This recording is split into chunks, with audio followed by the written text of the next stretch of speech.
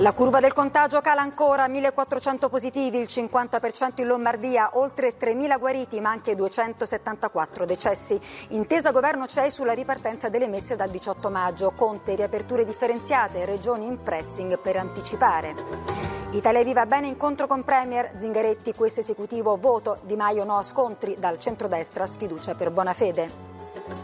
Ecco come si andrà in chiesa nella fase 2, comunione nella mano, distanza tra fedeli, mascherine, non ci si scambierà il segno di pace. Prezzi alti per alimentari e detergenti, in emergenza Covid l'antitrust apre un'indagine sulla grande distribuzione. Germania riparte il calcio, Francia a 2 velocità, Cina contagi sospetti alle Olimpiadi militari di ottobre a Wuhan. Per un mondo che non può viaggiare, il safari si fa in salotto, avventura virtuale in diretta dal parco Kruger in Sudafrica con le telecamere dei ranger, leoni, elefanti, bufali e zebre, animali a distanza, emozioni vere.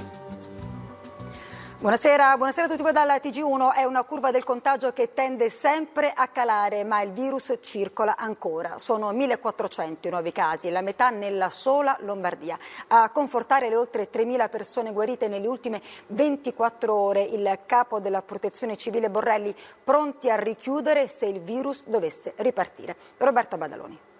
Nei dati